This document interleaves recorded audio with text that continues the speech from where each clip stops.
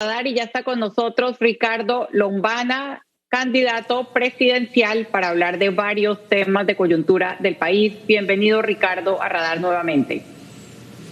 Muchas gracias, Sabrina. Buenos días para ti, buenos días para el doctor Ritter, también para el señor Grimaldo. Es un placer estar con todos ustedes. Evidentemente tenemos que empezar hablando del fallo que mantiene el Fuero Penal Electoral al expresidente Ricardo Martinelli, y además de mantenerlo se mete en una materia que no compete al Tribunal Electoral, que tiene que ver con el principio de especialidad. Quiero preguntarle en esta, como en otras ocasiones, si el problema está en las leyes o en los funcionarios que tienen que tomar las decisiones. Usted ha sido un duro crítico del Tribunal Electoral aún antes de esta coyuntura. En este caso en particular tenemos un doble problema, porque el fuero penal electoral es una figura que no debería existir. Y ese compromiso nosotros no solo lo hemos asumido aquí porque me están preguntando el tema, desde antes de estar en política, cuando estábamos en los medios de comunicación y en organizaciones ciudadanas, ejerciendo nuestro rol ciudadano, planteábamos la necesidad de eliminar esta figura por considerarla no solo innecesaria, sino un refugio para poder zafarse de la justicia.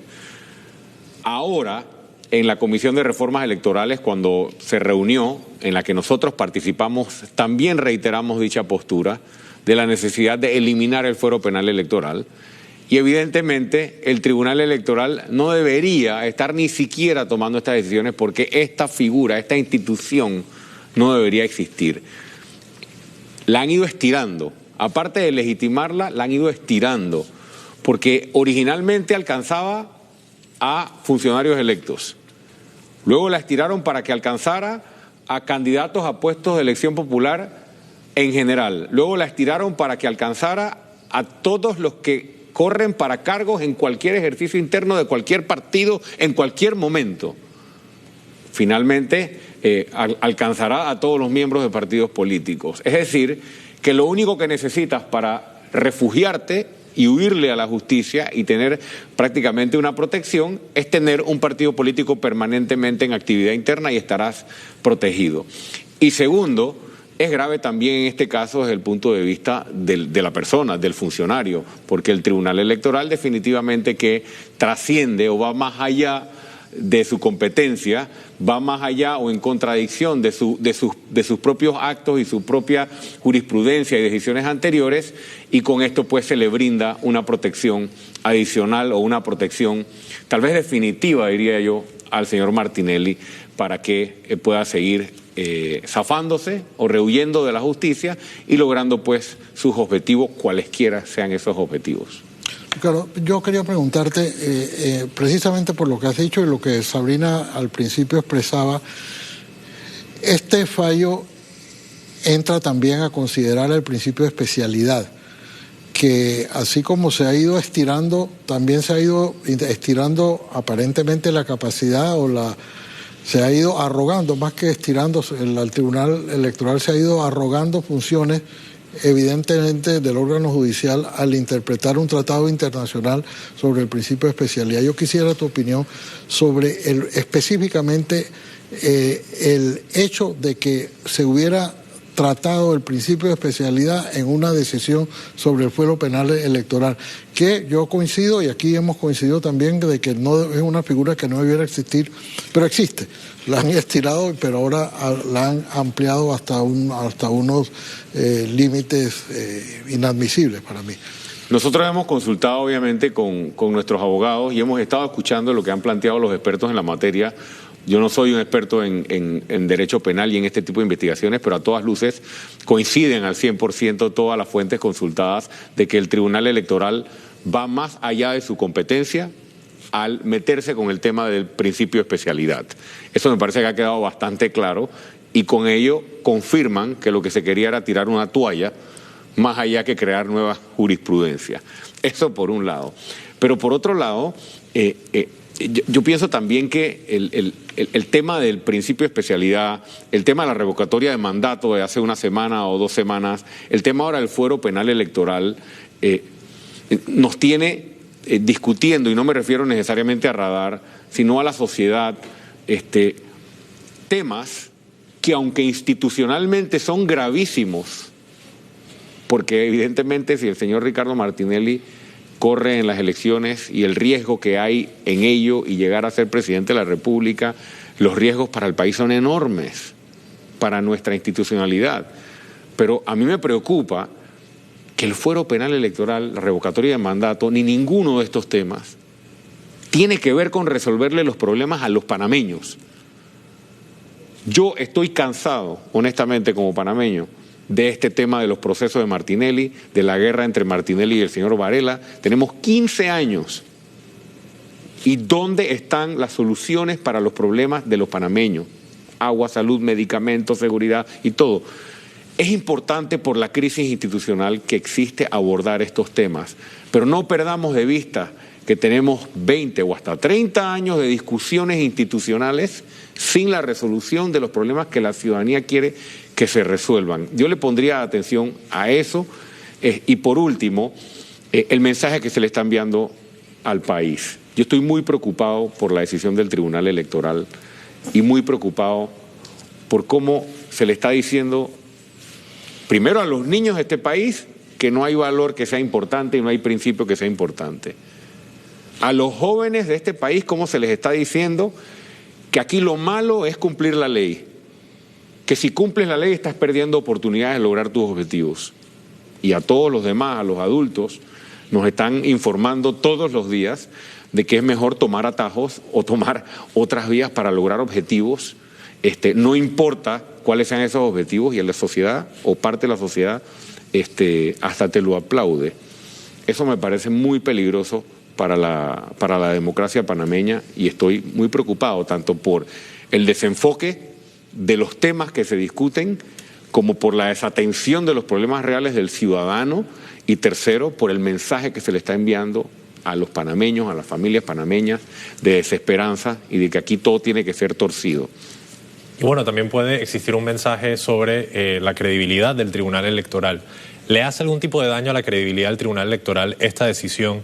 Y usted como ex candidato y posible futuro candidato, ¿todavía siente confianza en esta institución? ¿Siente que hay el chance de una elección justa? Para responder sin titubeos, como siempre lo hago, por supuesto que afecta a la credibilidad del Tribunal Electoral esta decisión, por las razones ya expresadas. Pero yo no me quiero enfocar solo en esta decisión, porque Ricardo Martinelli no es el único ni el primero que utiliza el fuero penal electoral para escabullirse de una investigación de corrupción o una investigación judicial. Lo que pasa es que ahora hay una figura que fue presidente y que aspira a ser presidente nuevamente y obviamente está en el ojo de la tormenta con la situación de sus hijos y demás, pero él es uno de una fila de funcionarios, políticos y demás que han utilizado esta figura para esconderse de la justicia. ¿Qué quiero decir con esto? Que el Tribunal Electoral, sí, ahora toma una decisión que le hace daño a su credibilidad y le hace daño a la institucionalidad, pero la posibilidad de haber eliminado la figura y apoyado la eliminación de la misma desde adentro del Tribunal Electoral es una oportunidad que siempre han tenido y se la hemos propuesto desde la sociedad y se la hemos propuesto como partido en formación. Y habló usted de la posibilidad de que yo sea candidato presidencial y la posibilidad de que yo gane unas elecciones para tomar posesión el 1 de julio del 2024 si los ciudadanos así lo deciden. Y mi compromiso lo reitero. Hay que eliminar el fuero penal electoral y haré todo mi esfuerzo siendo presidente de la República si eso ocurre así por voluntad ciudadana para eliminar el fuero penal electoral. Ricardo, usted decía que de lo más preocupante que ha pasado en esta coyuntura, más allá de la figura del fuero penal electoral, es el mensaje de desesperanza que se le manda a los ciudadanos, el mensaje de que hacer las cosas mal o el delito sí paga.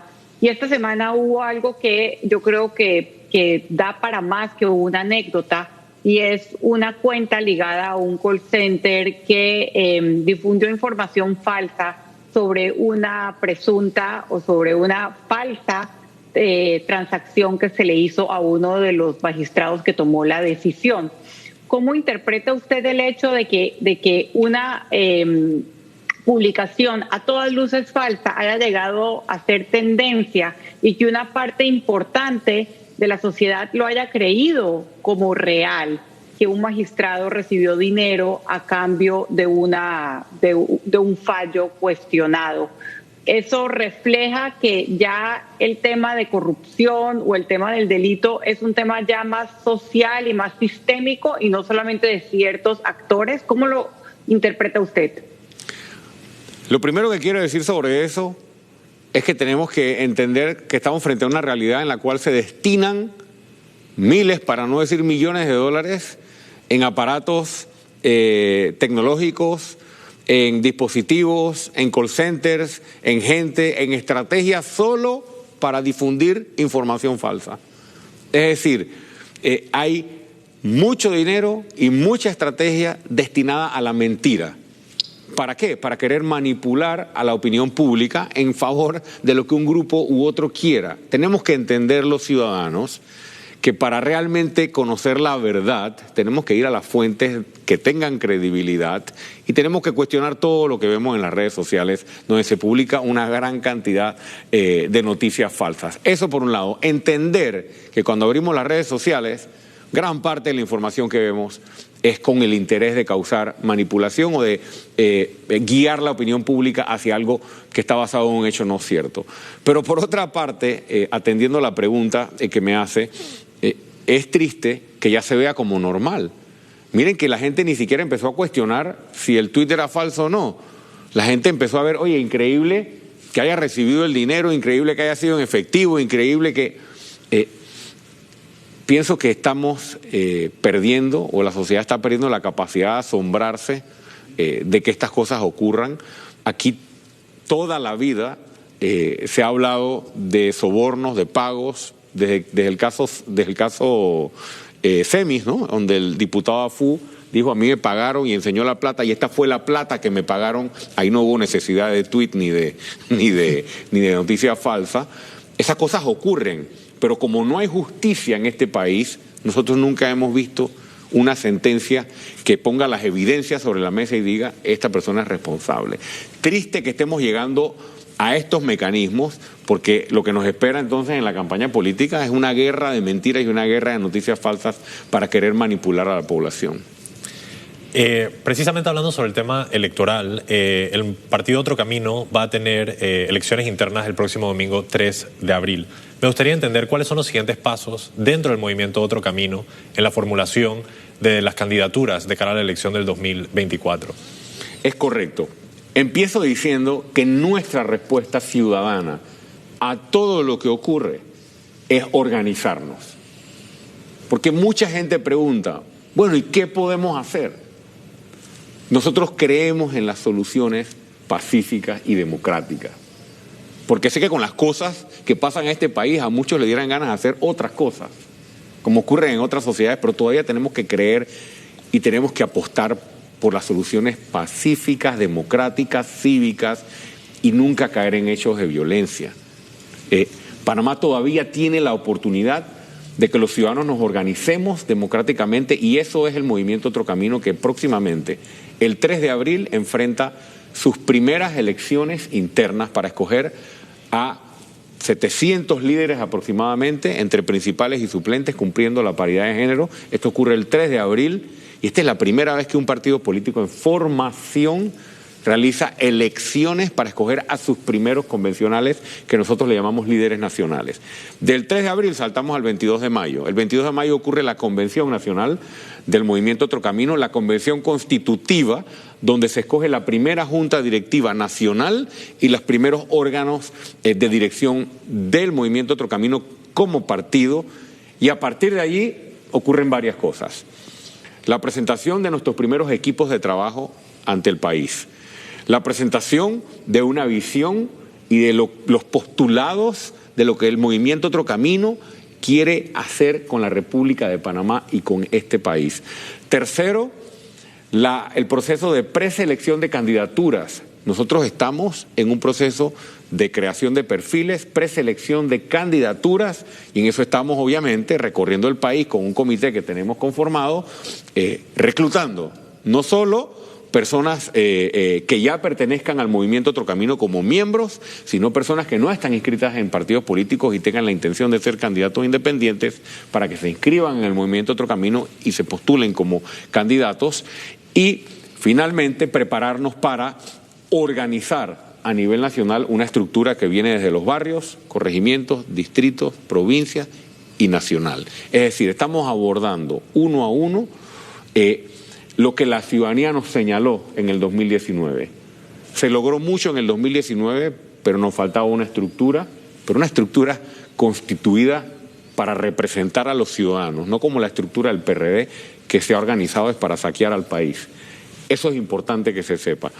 Estructura, candidatos a todos los cargos de elección popular, una visión de gobierno, un planteamiento con propuestas y un plan país, lo que llaman plan de gobierno, y un equipo de trabajo que con tiempo se está organizando para empezar a ejecutar a partir del 1 de julio la transformación del país. Eso es lo que tiene ahora mismo el movimiento Otro Camino en la mesa.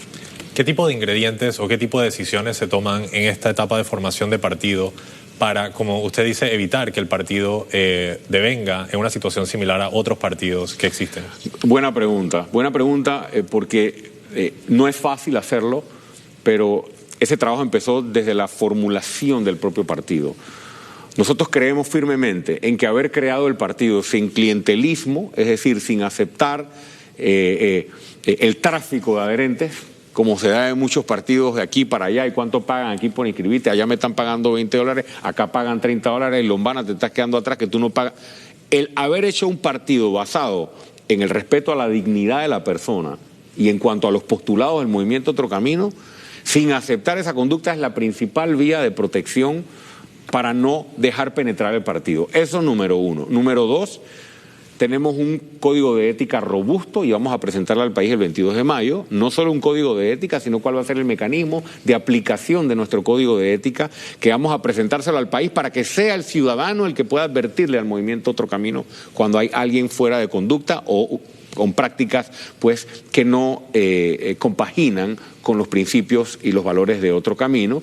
Y por otra parte, como ustedes saben, tenemos mecanismos, perfiles de preselección, tanto de nuestras autoridades internas como de nuestros candidatos, para que tengan que pasar por nuestra escuela de formación. Nadie que no pase por nuestra escuela de formación no puede postularse como candidato, tiene que formarse en el ADN de Otro Camino, en gestión pública, en medidas de rendición de cuentas y elaboración de presupuestos abiertos y otras medidas, y las iremos compartiendo con el público para no dejar que nos infiltren el partido con dinero sucio ni con personas que vengan con intenciones ligadas a crimen organizado o con otros objetivos distintos a los nuestros. No es un trabajo fácil, pero es un trabajo que se hace diariamente y lo venimos construyendo desde hace 5 años. Ricardo, tú acabas de decir hacer una comparación así de tangencial, si se quiere, con el PRD, que no Otro Camino se diferencia del PRD.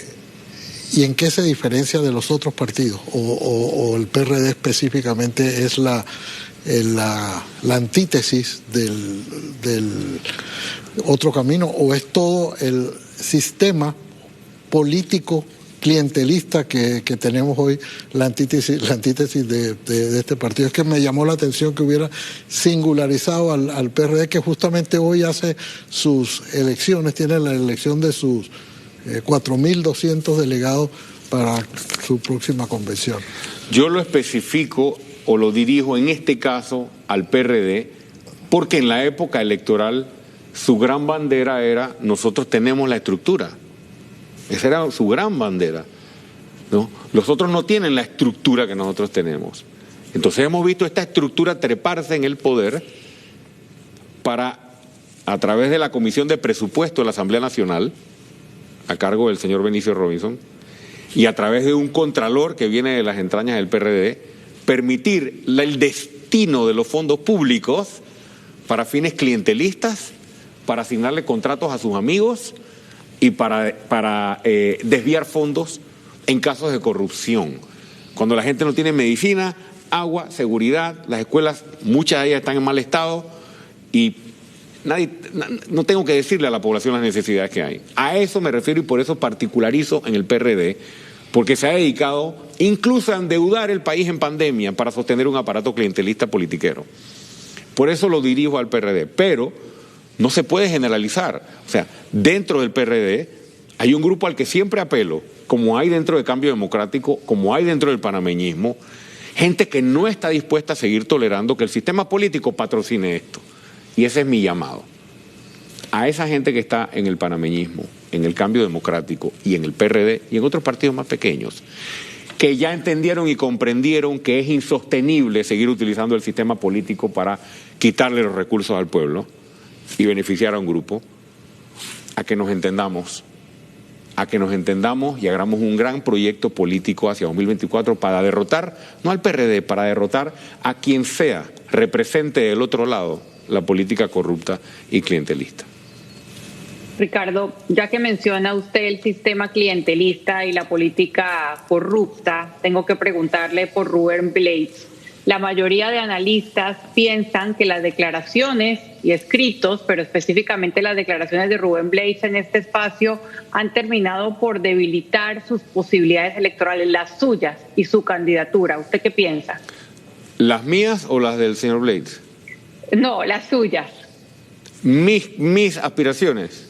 Correcto. Cuando dijo que no conocía su política para combatir al Estado clientelista, cuando mencionó a otros independientes como los diputados Juan Diego y Gabriel Silva y no usted. ¿Cuál es el balance que usted hace de la intervención del señor Rubén Blades en la política? Bueno, he sido, creo que claro con respecto a ese tema.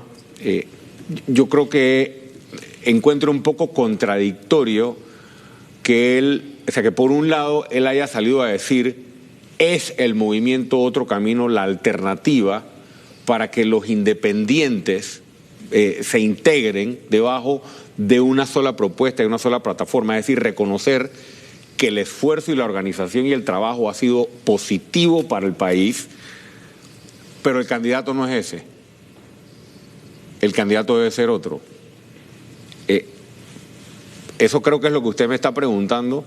Eso fue un poco tal vez lo que se pudo haber interpretado, o el candidato debería ser otro porque este candidato no me ha dicho lo que piensa sobre el clientelismo. Y yo en ese momento, y lo reitero hoy, o sea, yo escuché el argumento y lo digo con mucho respeto. Me parece que hemos sido bastante claros desde que estamos en política hace 5 años en qué pensamos sobre el clientelismo y qué le proponemos al país para combatirlo. Y es muy fácil decirlo, Sabrina, doctor Ritter, doctor Grimaldo, es muy fácil decirlo. Nosotros hemos hecho un partido sin clientelismo. Esa es una forma de combatir el Estado clientelista. Es muy distinta a decir que hay que combatir el Estado clientelista. Yo tengo que mostrar lo que hemos recorrido.